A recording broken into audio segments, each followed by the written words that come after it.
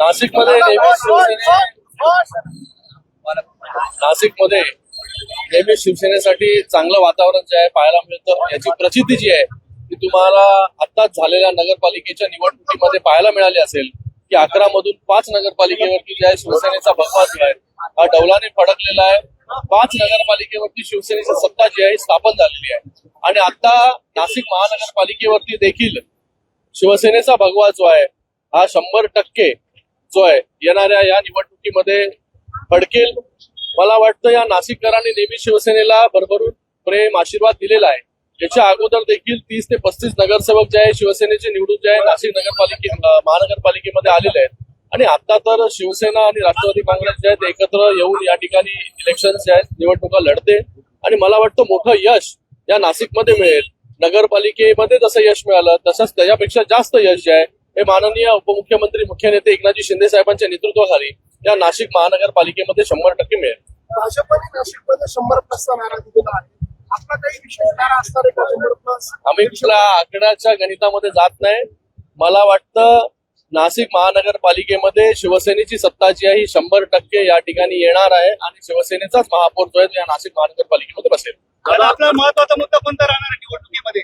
बघा, नेहमी शिवसेना जे आहे डेव्हलपमेंट ओरिएंटेड विकासाच्या राजकारण जे आहे ते करत आलेली आहे. शिंदे साहेब जेव्हा मुख्यमंत्री होते तेव्हा देखील सगळ्यात जास्त काम जर कधी झालं असेल तर त्यांच्या कार्यकाळामध्ये झालं. सगळ्यात जास्त निधी जर कधी मिळाला असेल तर तो त्यांच्या कार्यकाळामध्ये मिळाला.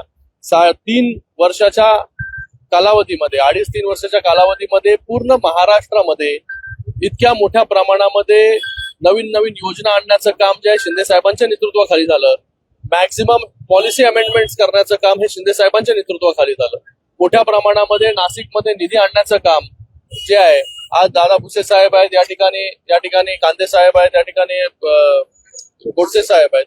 या सगळ्यांच्या माध्यमाने मोठ्या प्रकारे निधी या ठिकाणी आणण्यात आलेला आहे. डेव्हलपमेंट तर आहेच, पण त्याचबरोबर आता जो कुंभमेळा येतोय त्या कुंभमेळ्याच्या साठी ज्या काही गोष्टी तयारी आहेत ते मला वाटतं माननीय मुख्यमंत्री असतील किंवा उपमुख्यमंत्री महोदय असतील आणि उपमुख्यमंत्री महोदय एकनाथजी शिंदे साहेबांच्याच डिपार्टमेंटच्या माध्यमाने नगरविकास खात्याच्या माध्यमाने मॅक्सिमम जे आहे डेव्हलपमेंट ओरिएंटेड कामं जी आहेत येणाऱ्या कुंभमेळ्यासाठी होतील. या ठिकाणी नगर परिषद निवडणुकांमध्ये आपला स्ट्राईक रेट भाजपपेक्षा जास्त होता.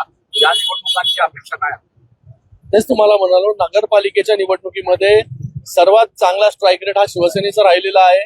या महानगरपालिकेमध्ये त्याच्यापेक्षा चांगला स्ट्राईक रेट जो आहे अजून चांगला, कारण की आपण पाहिलं लोकसभा पाहिली, विधानसभा पाहिली, आता नगरपालिका पाहिली. या नगर परिषदेमध्ये पूर्ण महाराष्ट्रामध्ये 64 जागेवरती जे आहे शिवसेनेचा महापौर जो आहे हा नगराध्यक्ष जो आहे हा त्या ठिकाणी बसलेला आहे.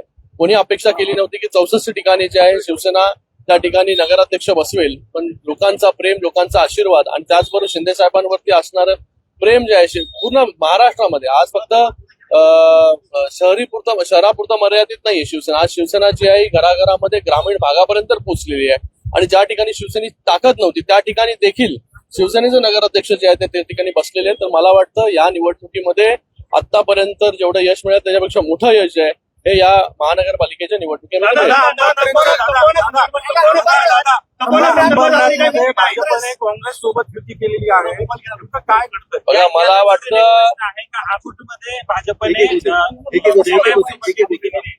अकोटमध्ये भाजप आणि MIM सोबत असेल किंवा अंबरनाथ मध्ये काँग्रेस सोबत असेल, हा सर्वस्वी प्रश्न जो आहे हा भारतीय जनता पार्टीचा आहे. तुम्ही हा प्रश्न जर त्यांच्या नेत्यांना विचारला तर ते चांगल्या प्रकारे त्याचं विस्तृत स्वरूपामध्ये जे आहे हे उत्तर हे देऊ शकतील. आम्ही जो आहे नेहमीच काँग्रेसला विरोध करत आलेलो आहे, म्हणूनच शिंदे साहेबांनी जो उठाव केला हा या सगळ्या वृत्तींच्या विरोधामध्ये उठाव केला होता. बाळासाहेबांनी देखील काँग्रेसच्या विरोधामध्ये जे आहे नेहमीच जे आहे बंड पुकारलं होतं आणि आज जर असं होत असेल तर मला वाटतं याचं उत्तर जे आहे ते आमच्यापेक्षा भारतीय जनता पार्टी जे चांगल्या प्रकारे देऊ शकतात. पण एक सांगतो, काँग्रेसला जो आहे हा विरोध होता आणि पुढे देखील तीव्र विरोध जो आहे तो राहील. अंबरनाथमध्ये तुमच्या बरोबर सत्ता स्थापन होणं अपेक्षित होतं, तसे गणित पण जुळत होते. असं असताना तुम्हाला बाजूला ठेवलं आणि काँग्रेस सोबत केलं. तेच तुम्हाला सांगितलं मी. आता तुम्ही त्यांना हा प्रश्न तर विचारला, कारण की केंद्रामध्ये महायुती आहे, राज्यामध्ये महायुती आहे आणि नगरपालिकेमध्ये देखील आपण पाहिलं असेल की महायुतीच्या सगळ्यात जास्त जागा निवडून आल्या आणि महानगरपालिकेमध्ये देखील मॅक्सिमम ठिकाणी महायुतीचं वातावरण आहे. काही ठिकाणी जे आहे नाशिक सोडलं, बाकी ठिकाणी सोडलं तर त्या ठिकाणी काही ठिकाणी नाहीये महायुती. तर मला वाटतं अशा परिस्थितीमध्ये जो काही परम्युटेशन कॉम्बिनेशन कोणाबरोबर सत्ता स्थापन करतायत, ज्या विचारांच्या विरोधामध्ये आपण लढलो अशा लोकांबरोबर सत्ता स्थापन कोण करत असेल तर मला वाटतं हा सर्वस्वी प्रश्न जो आहे तो त्यांचा आहे. आपण त्यांना जाऊन जो प्रश्न विचारला पाहिजे. तसं जरी असलं तरी याचा एक चुकीचा मेसेज राज्यभरात जातो, कारण राज्यात आपण एकत्र आहात, त्याच्यामुळे सर्वसामान्य लोकांमध्ये एक वेगळा मेसेज जातो असं नाही वाटत आहे. तेच आता त्याचा अधिकार मला तर नाहीये, मी तर केली नाही युती कोणाबरोबर आघाडी. तर मला वाटतं ज्यांनी आघाडी केली त्यांना जर आपण हा प्रश्न विचारला तर त्याच्याबद्दल चांगलं उत्तर जे आहे ते देऊ शकतात. आव्हान वाटतंय, कारण नाशिकच नाही ठाण्यात 200हून अधिक बंडखोर आपल्या पक्षाच्या विरोधात आहे. नाशिकमध्ये काही ठिकाणी बंडखोरी आहे. मला वाटत नाही की बंडखोरांचा कुठे जो आहे हा प्रॉब्लेम जो आहे कुठेच आलेला आहे. नगरपालिकेमध्ये पण पाहिलं त्या ठिकाणी देखील मोठ्या प्रमाणामध्ये सगळे बंडखोर उभे होते, पण त्या ठिकाणी शिवसेनेने सगळ्यात जास्त नगराध्यक्ष जे आहेत ते त्या ठिकाणी निवडून आणले. स्ट्राईक रेट नगरपालिकेमध्ये देखील 135 जागा, बरोबर ना, 135 जागा आपण लढलो आणि 135 जागेमधून 64 जागेवरती 64 ते 70 जागेवरती नगराध्यक्ष शिवसेनेचा पहिली वेळ जो आहे तो त्या ठिकाणी बसलेला आहे. तर त्याच्यामध्ये जे आहे शिवसेनेचा स्ट्राईक रेट चांगला राहिलेला आहे, शिवसेनेवरचं प्रेम आहे, लोकांचा आशीर्वाद आहे, ते असंच अबाधित राहील. मला वाटत नाही कुठलं आव्हान जे आहे बंडखोरांचं. मुख्यमंत्र्यांनी अंबरनाथ आणि अकोट संदर्भात नाराजी व्यक्त केलेली आहे त्यांच्या स्थानिक नेतृत्वावर. अशा पद्धतीने जे युती आघाडी झालेली आहे अकोट आणि अंबरनाथ, त्यांचं स्वागत आहे. नाशिकमध्ये सुद्धा हेच नाही की त्यांनी असं म्हटलंय की आव्हाच्या सव्वा जागा मागितल्या म्हणून नवी मुंबईमध्ये युती सोडावी लागली. आता बघा सगळीकडे कुठे युती होते कुठे युती होत नाही. आता त्याच्यामध्ये जाण्यामध्ये काय अर्थ नाही. जिथे जिथे युतीमध्ये निवडणूक आहे तिथे युतीमध्ये आपण लढतोय, जिथे युती नाहीये तिथे जे आहे स्वबळावरती वेगवेगळ्या पक्ष जे आहेत आपल्या आपल्या निवडणुका लढतायत आणि मॅक्झिमम जागा ज्या आहेत त्या मला वाटतं सगळीकडेच त्या महायुतीच्या निवडून येतील. मुंबईमध्ये ठाकरे पक्षाची युती आहे, नाशिकमध्ये देखील त्याच पद्धतीने आहे. त्याचं रिफ्लेक्शन किती पडेल असं तुम्हाला वाटतं? कारण महायुतीमध्येच मोठा संघर्ष बघायला मिळतो, महाविकास आघाडी म्हणून किंवा काही ठिकाणी फ्रेंडली फाईट जी आहे ना, काय प्रॉब्लेम आहे. पण आपण पाहिलं असेल नगरपालिकेच्या निवडणुकीमध्ये पहिल्यांदा अशी नगरपालिकेची निवडणूक झाली असेल की तिथे वरिष्ठ नेतृत्वाने एकमेकांवरती जे आहे कोणावरती टीकाटिप्पणी केली नाही.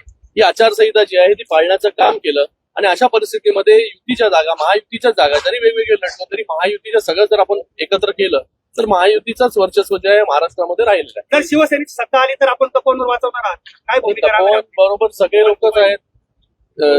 शिवसेनेची भावना देखील लोकांच्या बरोबर आहे, नाशिककरांच्या बरोबर आहे आणि तपोवनच्या बाजूनी आहे. पर्यावरण प्रेमी जे आहे त्यांच्या बरोबर आहे. आणि मला वाटतं इतक्या वर्ष जुने असणारे झाडं जे आहेत मला वाटतं कुठल्या जर आपल्याला व्यवस्था करायची असेल तर त्याला पर्यायी देखील आपल्याला उपलब्ध आहेत. त्याचा अवलंब जो आहे तो आपण केला पाहिजे. शिवसेना जी आहे ही नाशिककरांबरोबर आहे, तपोवन बरोबर.